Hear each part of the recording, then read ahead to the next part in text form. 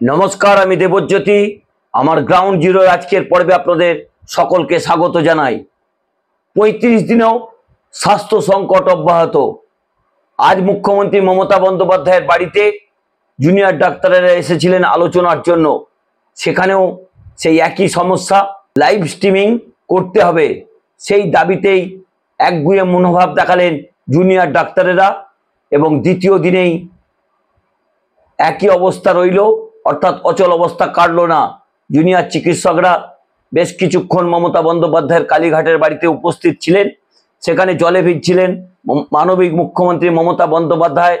तादेर बारबार अनुरोध करें घरेर भेतरे आसुन, आपनारा आलोचना करते ना चाइले आलोचना करबेन ना। किन्तु ममता बंदोपाध्याय परिष्कार करे जानालेन आपनारा बाड़ीते जखन एसेछेन बाड़ी बृष्टिते भिजबेन ना, कारण तखन बाइरे प्रबल बृष्टि पड़ছে। राज्येर मुख्यमंत्री ममता बंदोपाध्याय तादेर चाয়ের आमंत्रण करलेन। घटनार सूत्रपात आज सकालेই राज्येर मुख्यमंत्री ममता बंदोपाध्याय हठाৎ ही तिनि चले गेलेन एकेबारे स्वास्थ्य भवनेर सामने, जेखाने जूनियर चिकित्सकरा गत 4 दिन धरे अवस्थान विक्षोभ करছেন। तारा 5 दफा दाबिके सामने रेखेई आंदोलन करছিলেন এবং সেই জায়গাতে मुख्यमंत्री ममता बंदोपाध्याय मानविकतार खातिरेই তাদের সঙ্গে যে কথা বলে আসেন এবং সেখানে তাদের আমন্ত্রণ করেন এবং সমস্ত রকম আলোচনার দরজা যে খোলা রাখে রয়েছে সেই বার্তাও রাজ্যের মুখ্যমন্ত্রী দিয়েছিলেন। সেই মতো জুনিয়র ডাক্তারেরা মেল করেছিলেন রাজ্যের মুখ্যমন্ত্রীকে। মমতা বন্দ্যোপাধ্যায় সাথে সাথেই তাদের ডাকে সাড়া দেন এবং কালীঘাটে তাদের ডেকে আনেন। বিধাননগর পুলিশের পক্ষ থেকে পুলিশ এসকর্ট করে জুনিয়র ডাক্তারদের প্রায় 40 জনের প্রতিনিধি দল তারা राज्य मुख्यमंत्री ममता बंदोपाध्याय कालीघाटेर बाड़ीते उपस्थित हन। कारण चिठीते 15 जनेर नाम देया छिलो, किन्तु देखा गेल तारा 40 जन एसेछेन। तारा बोलेछिलेन ममता बंदोपाध्यायके थाकते हबे, ममता बंदोपाध्याय छिलेन। अर्थात एकगुये मनोभाव देखालेन जूनियर डाक्तारेरा। राज्येर मुख्यमंत्री ममता बंदोपाध्याय बोललेन भिडियो रेकर्डिंग करा हबे, किन्तु जेहेतु सुप्रीम कोर्टे एई मुहूर्ते केसटी रयेछे, सुप्रीम कोर्टे मंगलबार शुनानिर परे समस्त भिडियो एकबारे कोनो रकम सम्पादित ना करे अर्थात एडिट ना करे जूनियर डाक्तारदेर हाथे तुले देওয়া হবে। किन्तु तातेও राजी हलेन ना। सेखानेও विभाजन तैरी हয়েছে जूनियर डाक्तारदेर मध्य। इतिमধ্যেই 5-6 जन जूनियर डाक्तार छाड़ा बाकी 35-36 जन যারা জুনিয়র ডাক্তার গেছিলেন তারা কিন্তু মমতা বন্দ্যোপাধ্যায়ের সঙ্গে আজকে বৈঠকটি করতে রাজি ছিলেন। কিন্তু 5-6 জন জুনিয়র ডাক্তার তারা কিন্তু একজেদি মনোভাব দেখালেন এবং বললেন লাইভ স্ট্রিমিং বা রেকর্ডিং এর সিডি যদি তাদের সাথে সাথে না দেওয়া হয় তারা বৈঠক করবেন না। অর্থাৎ গত দুদিন আগেও যেভাবে বৈঠক ভেস্তে গেছিল আজও সেই একই অচল অবস্থা রইল, কোনো সমাধান সূত্র বেরোলো না। অর্থাৎ আগামী কয়েকদিন কিন্তু অত্যন্ত গুরুত্বপূর্ণ। এরপরে কি ভবিষ্যৎ হবে, যেভাবে জুনিয়র ডাক্তারেরা তাদের যে মতামত দিচ্ছেন তাতে কিন্তু এই অচল অবস্থা খুব সম্প্রতি কাটবে বলে মনে হচ্ছে না। কারণ ইতিমধ্যেই জুনিয়র ডাক্তারদের মধ্যে একটা বিভাজন তৈরি হয়েছে। অন্যদিকে আরও বেশ কয়েকটি গুরুত্বপূর্ণ খবর আরজি করের ঘটনায়, অর্থাৎ 34-35 দিন হয়ে গেছে ইতিমধ্যেই সন্দীপ ঘোষকে আবারও ধর্ষণ এবং খুনের মামলাতে নতুন করে গ্রেপ্তার করা হয়েছে। এছাড়াও টালা থানার যে অফিসার ছিলেন অভিজিৎ মণ্ডল তাকেও কিন্তু সিবিআইয়ের পক্ষ থেকে গ্রেপ্তার করা হয়েছে। অর্থাৎ সঞ্জয় রায় যে সিভিক ভলেন্টিয়ার গ্রেপ্তার হয়েছিলেন তারপরে কিন্তু আরও 2 জন গ্রেপ্তার হলেন। তবে আজকে বেশ কিছু খণ্ডচিত্র ধরা পড়ল। জুনিয়র ডাক্তারদের আন্দোলনে সাধারণ মানুষ যেভাবে সাহায্যের হাত বাড়িয়ে দিয়েছেন তা কিন্তু একটা তাৎপর্যপূর্ণ। এতদিন পর্যন্ত চাকরির দাবিতে প্রায় 1 বছর ধরে ধর্মতলাতে অবস্থান করছেন প্রায় কয়েক হাজার চাকরি প্রার্থী। তাদের পাশে কিন্তু এইভাবে কোনো সামাজিক মানুষকে দাঁড়াতে দেখা যায়নি, কারণ তারা রোদ জল বৃষ্টিতে বসে রয়েছেন।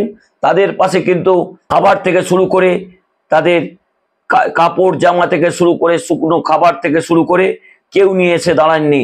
কিন্তু জুনিয়র ডাক্তারদের পাশে যে পরিমাণ খাবার বিভিন্ন সংস্থার মাধ্যমে বিভিন্ন সিনিয়র ডাক্তাররা পাঠাচ্ছেন সেই খাবার কিন্তু পড়ে নষ্ট হচ্ছে। ফলে জুনিয়র ডাক্তারেরা সেই খাবারকে অন্যদের কাছে দান করে দিচ্ছেন। বেশ কিছু প্রশ্ন উঠছে জুনিয়র ডাক্তারদের পাশে যেভাবে সমাজের বিভিন্ন স্তরের মানুষ সাধারণ মানুষ তাদের পাশে দাঁড়িয়েছেন তাতে কি সিনিয়র ডাক্তার অর্থাৎ যারা 2000, 3000, 5000 টাকা ফিস নেন তারা কি মানবিকতার খাতিরে এই সাধারণ মানুষের চিকিৎসা পরিষেবার জন্য তাদের যে ভিজিট সেই ভিজিট কি কম করবেন? মনে হয় করবেন না। কারণ অন্যদিকে যেখানে প্রায় 1 বছর ধরে চাকরির দাবিতে বেশ কিছু মানুষ ধর্মতলাতে বসে রয়েছেন, তাদের পাশেও কি সামাজিক আন্দোলনের যারা হাত বাড়িয়ে দিয়েছেন জুনিয়র ডাক্তারদের কাছে তারাও কি হাত বাড়াবেন? নাকি তারা যেভাবে বিপন্ন হচ্ছেন, তারা যেভাবে রোদ জল বৃষ্টিতে বসে রয়েছেন গত 1 বছর ধরে, তাদের পাশে কেন দাঁড়াননি তা নিয়ে কিন্তু প্রশ্ন উঠতে শুরু করেছে। তাহলে কি এরা ডাক্তারবাবু বলেই এদের পাশে এত মানবিকতা নিয়ে আপনারা হাজির হচ্ছেন?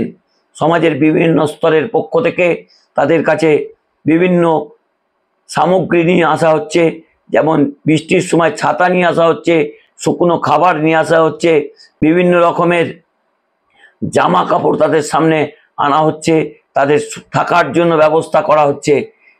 সেই জায়গাতে কিন্তু গত 1 বছর ধরে যারা চাকরির জন্য এতদিন পর্যন্ত ধর্মতলায় বসে রয়েছেন তাদের পাশে তো এই সামাজিক আন্দোলনকারীদের দেখা যায় না। তবে আজকের এই বৈঠক ভেস্তে যাওয়া নিয়ে ইতিমধ্যে কিন্তু একটা জল্পনা শুরু হয়েছে। তাহলে কি সত্যিই জুনিয়র ডাক্তারেরা তারা কর্মবিরতি প্রত্যাহার করে কাজে ফিরতে চান? সেই পরিস্থিতি কিন্তু এই মুহূর্তে নেই। কারণ ইতিমধ্যেই এই সামাজিক আন্দোলনে, এই পবিত্র আন্দোলনে বিভিন্ন রাজনৈতিক দলের প্রবেশ ঘটেছে। কারণ জুনিয়র ডাক্তারবাবুদের মাঝে মধ্যেই দেখা যাচ্ছে সেখানে যে ভারতীয় জনতা পার্টির অফিস রয়েছে সেখানে দেখা যাচ্ছে।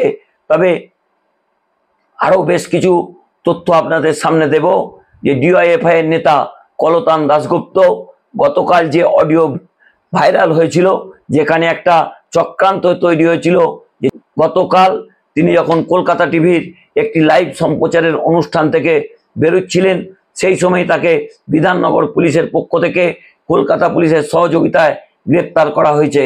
অর্থাৎ এই আন্দোলনের ভবিষ্যৎ কি জুনিয়র ডাক্তারবাবুদের ওপরই নির্ভর করছে। কারণ রাজ্যের মুখ্যমন্ত্রী মমতা বন্দ্যোপাধ্যায় যেভাবে আজকে মানবিকতার সঙ্গে তাদের পাশে দাঁড়িয়েছিলেন, যেভাবে মানবিক মুখ নিয়ে তাদের হাতে জোরহাত করেছিলেন, তারপরেও কিন্তু জুনিয়র ডাক্তারবাবুরা নমনীয় মনোভাব দেখালেন না।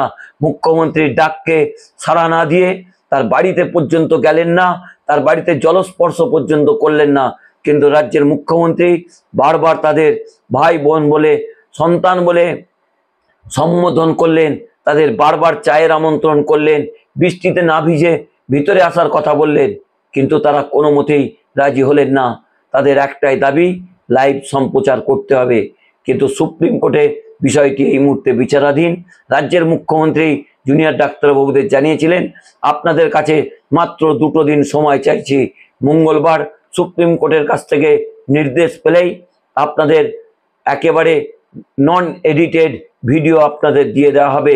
এছাড়াও রাজ্যের মুখ্যমন্ত্রী বললেন, আজকের বৈঠকে যে আলোচনা হবে তার একেবারে মিনিটস পর্যন্ত সই করে রাজ্যের মুখ্য সচিব সই করে দেবেন এবং জুনিয়র ডাক্তারবাবুরা সই করে দেবেন, সেই কপিও তাদের হাতে তুলে দেওয়া হবে।